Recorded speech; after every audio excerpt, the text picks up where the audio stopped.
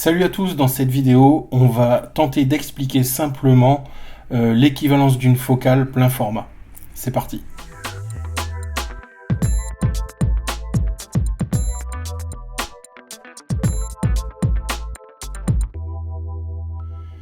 Salut à tous. Pourquoi un 50 mm n'est pas toujours un 50 mm? Pourquoi on dit qu'un 80 mm APS-C c'est un équivalent 50 mm plein format? Et pourquoi tout change encore quand on est sur un capteur micro 4/3 ou sur un capteur moyen format? Dans cette vidéo, on va poser les bases sans jargon inutile, pour que tu comprennes une bonne fois pour toutes les équivalences de focales. Allez, on est parti. Avant de parler d'équivalence focale, il faut comprendre ce qu'est une focale. La focale est exprimée en millimètres. C'est la distance entre le centre optique de ton objectif et ton capteur, lorsque l'image est nette à l'infini. C'est une distance physique, réelle, mesurable. Et donc elle ne change pas. Que tu sois en APS-C, en micro 4/3, en moyen format ou en plein format, cette distance, si tu as mis un objectif de 50 mm, elle sera toujours de 50 mm. Si tu as mis un 35 mm, ce sera toujours 35 mm. Ça ne change jamais. Mais en photo, ce que ça change concrètement, c'est l'angle de vue et la distance à laquelle tu dois te placer par rapport à ton sujet. Là, je vous mets un petit schéma. Vous avez le centre optique de votre objectif. Vous avez le capteur. Et bien, la focale, c'est la distance entre le centre optique de votre objectif et le capteur. Plus elle est courte, plus l'angle est large. Plus elle est longue, plus l'angle est serré. On le voit très bien sur le schéma. Une courte focale te montre beaucoup de choses dans l'image, alors qu'une longue focale te montre moins de choses, mais c'est plus serré. On est plus centré sur ce qu'on veut shooter. Donc maintenant, ce qui est hyper important de comprendre, c'est qu'une focale, elle ne change jamais. Si vous montez un 50 mm, la focale sera toujours de 50 mm. Ce qui change, ce n'est pas la taille de l'objectif ou la distance focale, mais bien la taille du capteur. Sur ce nouveau schéma, on voit un seul objectif, par exemple un 50 mm, et l'objectif projette une seule image. Maintenant, regarde ce qui change quand on change uniquement de capteur. Le plein format voit large, l'APS-C un peu plus serré, et le micro 4/3 encore plus serré. Le capteur ne zoome pas, il découpe dans l'image projetée. C'est un crop en fait. Voilà. Donc essentiellement, vous l'aurez compris, ce qui change pour une même focale avec des capteurs différents, c'est le cadrage. Il est plus ou moins serré en fonction du capteur. Et donc, si vous voulez voir plus large avec un APS-C ou un micro 4/3, ben vous allez devoir prendre un angle encore plus grand, une focale encore plus courte, pour obtenir le même résultat qu'en plein format. D'où l'équivalence plein format. Donc vous l'aurez compris, pour avoir ces équivalences plein format, on utilise ce qu'on appelle des facteurs de crop, qui peuvent être différents en fonction des fabricants pour un même capteur. Ils sont différents en fonction du capteur. Donc le plein format, c'est du 1.1. Voilà, il n'y a pas de conversion à faire. Mais dès que c'est un capteur plus petit ou plus grand, eh bien, il y a un facteur de crop à appliquer pour avoir l'équivalence plein format. Donc le plein format, comme je viens de vous le dire, c'est x1, c'est la référence, c'est 1.1. L'APS-C, en fonction des marques, c'est x1,5 ou x1,6. Je sais que chez Canon, c'est 1,6. Il me semble que chez Nikon, c'est x1,5. Mais référez-vous à la notice de votre appareil ou alors allez voir sur le site du constructeur et vous aurez l'info. Mais bon, si vous êtes à 1,5 au lieu de 1,6 ou vice-versa, ça ne va pas changer énormément. Voilà. Mais Canon, je sais que c'est 1,6. Donc pour avoir l'équivalence plein format, un 50 mm, vous faites x 1,6 et vous avez 80. Donc un 50 mm APS-C, c'est l'équivalent d'un 80 mm plein format. Pour le micro 4/3, on a un facteur de crop de 2, donc on fait x2. Un 50 mm en micro 4/3, c'est l'équivalent d'un 100 mm en plein format. Un 25 mm en micro 4/3, c'est l'équivalent d'un 50 mm en plein format. En moyen format, ça dépend du format que vous allez utiliser. Je m'explique.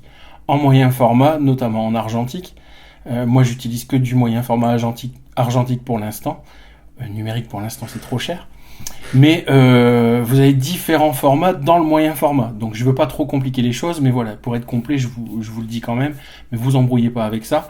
Mais en règle générale, un moyen format argentique permet de faire soit du 6.6, soit du 6.7, soit du 6,4,5, du 6,9, etc., etc.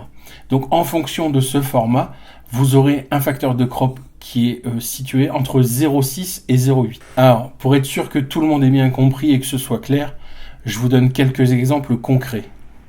En micro 4 tiers par exemple, un 12 mm équivaut à un 24 mm plein format. Un 25 mm micro 4 tiers équivaut à 50 mm plein format. Au niveau du cadrage, toujours. Je vous rappelle que la distance focale ne change pas. Un 45 mm micro 4 tiers, ça fait un 90 mm, c'est équivalent à un 90 mm plein format.